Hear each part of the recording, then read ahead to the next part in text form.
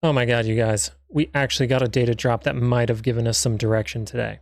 Anyway, the PPI month over month came in at 0.7, which is pretty high for what we expected and higher than the previous. And then retail sales month over month, higher than the previous and pretty high from what we expected. So both of these things for me come in as inflation scares, but the market reacted differently. The market actually decided to go higher.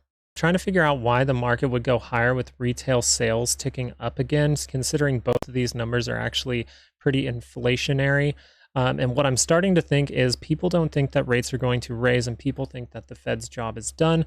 So maybe they are actually seeing good news in the market, meaning this retail sales month over month showing a stronger economy as good news. And that might be the thing that actually is their downfall. We got the data, and now we just have to pay attention to how the market reacts to it. And I am kicking myself because I didn't put the cues in my last video. I forgot, and I had a lot of structure to show you guys, so I'll show you guys that now. Now, we did see some sort of wedge forming within this triangle that I found, and we broke out of that wedge. And then yesterday we started to taper off at the end of the day. And what we started to do now is look like it was a higher low when we kind of expected this to possibly pop down and come into our support here and then use that as a trampoline to launch higher. That didn't happen. We actually got a higher low here and we bursted out of this consolidation. We did start to consolidate, which isn't the worst news, and we wouldn't even be surprised in the morning, since the next piece of data is that consumer sentiment coming out at 10 a.m. that we do drop down and possibly get a retest. But a lot of the times when we do break out of a consolidation, the best moves do not come back and retest. Okay, so we could just end up using this consolidation here. Maybe we just do it a little bit more in the morning and then we come up into this area and then bounce higher in the bull case. The main thing for the bulls here is you have to get through all of this resistance up here. We have gap resistance, and this whole area up here, this gap resistance to the gap fill is going to be pretty strong. And we have a trend line coming down. So we do have some resistance here. But overall, I think you want this 4 hour to cross, because that crossing would show you that there is more momentum to the upside. Possibly we come up, get some kind of retest, and then extend to higher levels.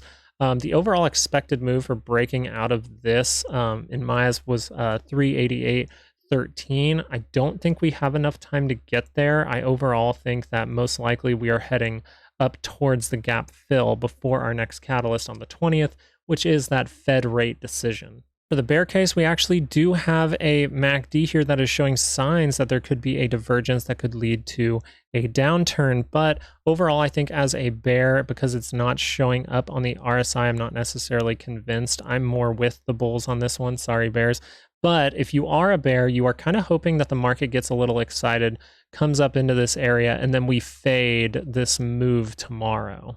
SPY. So the SPY actually might look a tiny bit better, but we do like that it is consolidating right in front of our resistance here. If by 10 a.m., if the consumer sentiment comes out as good news and stuff like that, we could see this start to break this, come down for a retest out of our resistance zone, and then possibly we go higher, possibly into our gap fill is kind of what I am targeting on the bull side. Bear case for this would most likely be we want people to get overexcited, maybe even come out of this and touch the resistance. This purple line here is the expected move for the week priced in from options. So we do want this to reject somewhere in this area up in here, because we are slightly right just under the oversold readings on the RSI, and we'd like to see a big rejection from there, and then we want to cut these lows and make a new low. You know that I like to cover Apple, and we've been looking for that double dip. And if you were subscribed, you could have seen that double dip coming right around here, because we actually did get that to happen. And now it looks like we're getting a double dip of our double dip right into here. And I just like to draw things as ideas throughout the trading day, so don't really pay attention to this structure. But I did kind of want to draw something to give myself some vision to the future, and we did break out of this. And now we're starting to hold right in front of that resistance line here. It would be nice for this to gap up in the morning, but overall for this to fully confirm, since there is a divergence here on the MACD, I do want this to give me some kind of big bar that tells me there's some strength, and possibly have on the bull case this, I don't know why this drawing's down here, but I do want on the bull case, since this did turn around, I want to see some strength because the MACD did cross on the 2 hour. The bear side to this, you want this to possibly unconfirm the divergence on the hourly on the MACD. That would help you out a lot, and I don't see much downside on Apple. That's why I'm leaning towards the bull side. But this easily could jump higher in the morning, and then we could see it unconfirm and come down into our resistance zone even further. And then we'd have to reassess and look at the charts and see if there is more room to the downside, which I believe there is because we do have that 200. So this easily could get a little pop in our resistance zone, and then we fall down to that 200, which I believe is somewhere around, let's pull it up. I think it's somewhere around like 160. Yeah, 165.79 is the level I have marked for that 200-day. All right, Tesla looks pretty good. I mean, we are seeing this consolidation that we talked about yesterday, and what I just said for you guys was that I expected this to possibly come down and then use that as a little bit of maybe a double bottom within this triangle to then lift higher. The expected move on this is 284.57, but I don't know if this necessarily fully formed. So I do like that level though for Tesla. Right now, what I would like to see on the bull side is for this to pull back or keep consolidating, and then we see that next move higher, and we have to look at the resistances once price gets to that point. This is the best thing that could have happened for the bulls. Okay, this divergence was something that we talked about. It's a little bit down actually, so don't think it's straight across. It is a divergence, and we saw it pop up on the RSI as well. So what I was telling bears yesterday was pay attention to this cross. So good thing for the bulls here. It did not cross. It flattened out, and we started to move higher. And now we're just going to see if we can keep this extension going because we are pretty overbought. And we are hoping to go to the upside. If this goes to the upside too quickly as a bull, I would be a little bit fearful for some kind of at least pullback before we get to that 20th of September for that Fed rate decision. But overall, Tesla looks pretty good. If you're a Tesla bear, the main thing you have going for you right now is we're very close to being overbought on a lot of charts, okay? So you are probably looking for traders to get a little too excited, come up into these resistances here. This is its gap fill in between these two lines here is its gap fill and its gap resistance, or its gap resistance and its gap fill zone. So you want to be paying attention to that. Overall, if it does get overextended too fast, you will see some sort of pullback. And I think you're more just hoping that on a higher time frame, maybe like a 4-hour, you do see some kind of bigger move to the downside that possibly hits into this channel, maybe get a slight bounce, and then you want this channel to break to find further downside and start a crash in Tesla. Even though I've been saying I'm leaning towards the bull side, we still have to pay attention to the 10-year yield, and we're coming back into that high. So if this high breaks and we hold above there, and then the actual high up here of about 4.360% breaks, and we hold above that, people are going to be very scared, and we could see a crash happen very quickly.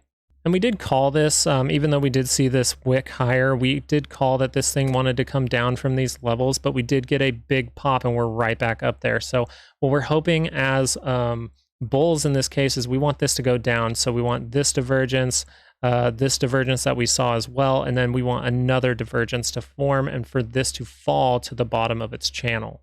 If you made it this far in the video, first of all, thank you, and I hope you think about subscribing because you're going to get little things like this. Now, yesterday we did call out that there was a possible double bottom with a pretty big divergence on a 30-minute, and we just said that it needs to cross this high for those yields to really come down and for TLT to pop. But I also did say that bulls up here should not be scared if this wants to come and dip a little lower because we actually could see that yield pop higher with any kind of data, and then we just need that to curl up one more time for it to then break out of this structure, maybe bounce off of that previous high, and then go higher, pulling those yields back in the bullish case. For the bulls, I am going to switch to the 1 hour because it looks a little cleaner. We have the big divergence that we noticed with this double bottom that we were trying to call, and maybe this could be still considered a little bit of a triple bottom here, okay? So, and we're starting to see that if this is able to turn around and this MACD does cross, we would have another triple divergence all around there, and we would probably see TLT start to rip higher in the near future. The bear case here is still overall, I believe you want this MACD to cross. You want this gap not only to be filled, but to break, okay? You want this to break and you don't want this low to hold, okay? So you want to cross this low, you want to get below here, and then you want to see that extend to the downside. And my downside target on this is 88.14. That's just a previous low from pretty far back. But if this does happen, bulls around here on TLT could actually get a little excited. We'll probably see some sort of divergence form, and then we'll start to see TLT skyrocket to the upside with a daily divergence. So I think the main takeaway from this video is, even though I'm starting to get a little bullish in the short term, that doesn't mean I can't be open to all scenarios. I mean, you guys have been trading this market, right? So you understand over the last 2 years how crazy things have been. So we can't get too bullish or too bearish. We need to be open to all scenarios and just watch price and react based on what happens right in front of us. I hope you like my Stitch hat, but lastly, I just want you to be aware that that 20th next Wednesday is going to be that Fed rate decision and their forward guidance for stuff. So you want to be paying attention to that date and seeing if we are at overextended levels when they do make that announcement. I hope you guys have a great night, okay? Peace.